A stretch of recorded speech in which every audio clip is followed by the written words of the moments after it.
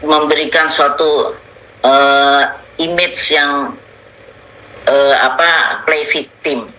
Dan kemudian kalau dibilang Rudiana itu juga polisi kecil dari Bintara, bukan pangkat tinggi.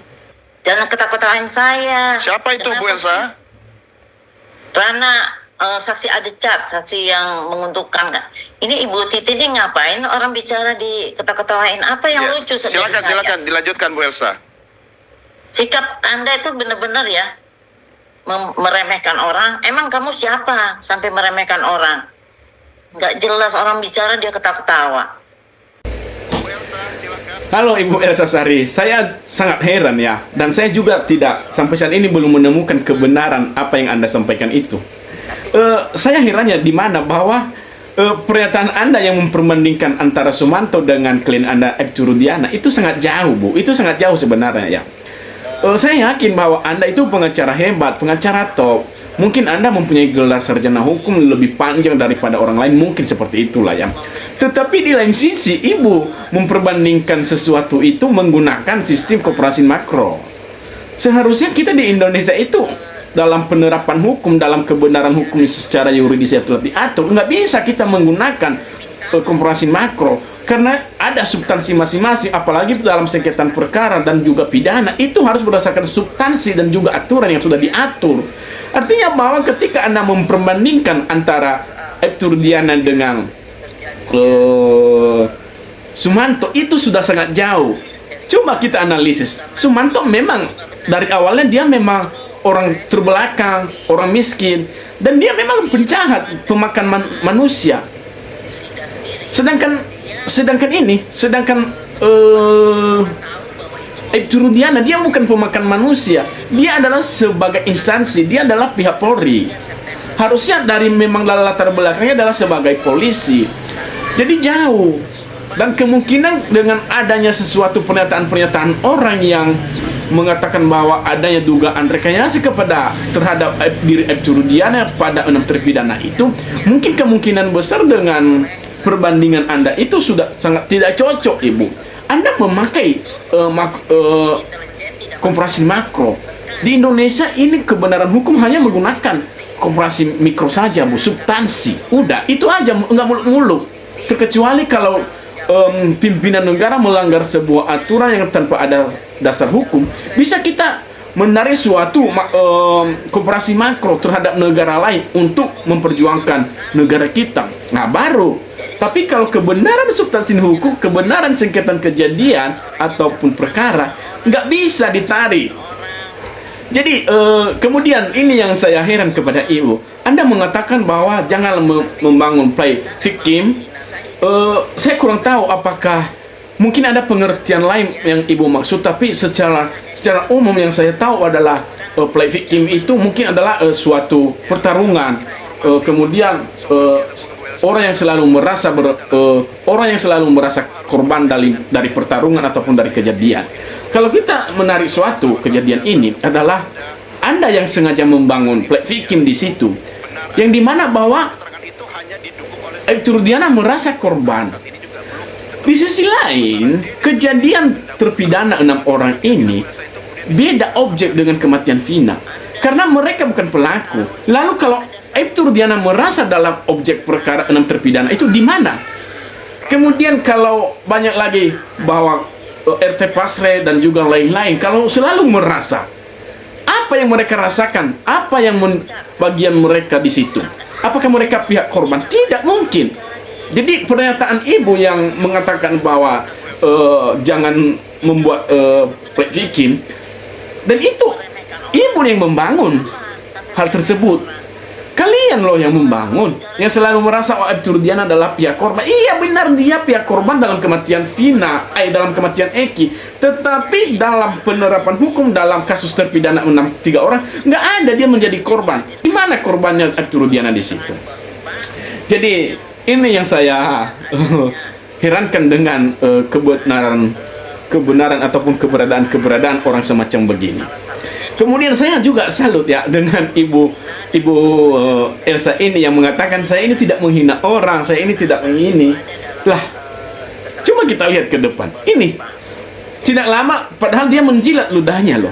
Tadi dia mengatakan saya tidak mau mencari persoalan sama orang, tidak mau menghina orang. Lah, tidak mau begini sama orang. Lah, sedangkan Anda langsung membantah ketika Ibu Titin ketawa. Lah, itu kan Anda mengatakan bahwa saya tidak mau hiperbola. Lah, hiperbola seperti apa membuat itu kan? Kalau kita mengertikan hiperbola itu adalah bahasa tubuh ataupun gaya bahasa. Lah, itu kan hak kemerdekaan orang. Hiperbola itu kan hak kemerdekaan orang. Kalau Ibu Titin ketawa mengetawain sesuatu, itu bukan berarti dia mengledek ibu, enggak. Kenapa Anda merasa? Lalu kenapa Anda langsung menyerang? Sedikit-dikit somasi. Dan itulah kita melihat bahwa Anda tidak keruan menurut aku kalau seperti ini. Kan pengacara nggak seperti itu, Bu, seharusnya. Pengacara itu mengutamakan jalur kekeluargaan, Ibu. Itu ada prinsip officium nobile di situ. Kepengacaraan itu harus mengutamakan rasa kekeluargaan karena di pekerjaannya itu mulia. Lah, kalau seperti ini apakah mulia? Enggak. Dan itu loh maksud kita, Ibu Elsa Sari. Jadi sama-sama kalian ini adalah mungkin ibu-ibu yang sudah berumur lah ya. Tetapi ada perbedaan menurut aku. Mungkin kalau Bu Titin santai, tapi kalau Ibu Elsa Sari somasi begini, bogono, hiperbola, jangan membangun plek dan memperbandingkan sesuatu. Tetapi kalau Ibu Titin santai-santai saja dia menjawab, dia menyampaikan sesuatu kebenaran yang valid. Lah, kalau Ibu hanya membangun. Ini satu lagi ya, Bu. Tadi kan Ibu mengatakan bahwa kecelakaan lalu lintas atau pembunuhan itu bukan berdasarkan mimpinya si kakaknya si Vina, tetapi mimpinya itu sudah sebelum mimpinya itu sudah bertemu dengan temannya bahwa ini adalah pembunuhan. Berarti siapa? Berarti dia pernah bertemu sebelum siapa kakaknya Vina itu bermimpi. Berarti dia pernah bertemu kepada orang yang mengatakan bahwa ini kejadian pembunuhan. Siapakah orang yang bertemu sebelum bermimpi kakaknya Vina itu? Siapa? Tolong tunjukin kepada kita publik. Siapa yang mengatakan? Siapa yang bertemu dengan kakaknya Vina waktu itu? Coba tunjukkan. Jangan asal berkuah nanti. Saya takutnya ini sengaja membangun framing atau membangun ambigu yang tidak mendasar. Nah, itu menurutku seperti itu kan.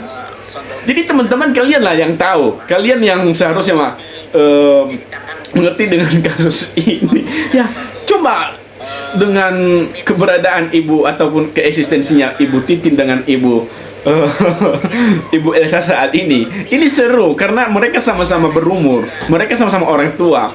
Cuma kalau saya katakan, misalkan kalau saya katakan nenek lampir dengan nenek baik, itu nggak mungkin lah ya, karena nanti merasa dihina. Nggak. Yang penting sama-sama ibu, sama-sama seorang orang tua yang sudah berumur ya. Saya yakin umur kalian itu di atas 50 kurang lebih seperti itulah ya. Tapi harusnya menjadi contoh lah. Sama kayak Ibu Titin menjadi contoh, dia santai-santai. Karena Ibu Titin itu kuasa hukum dari awal, dia tahu.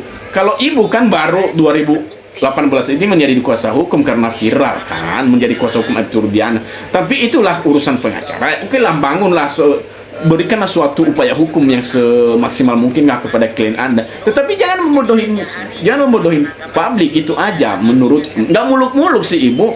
Kalau ibu bersantai menjawab sesuatu, tidak arogan seperti itu, lalu menantang, lalu merasa diledekin, lalu setelah itu nanti Anda mengancam somasi, somisi, somoso.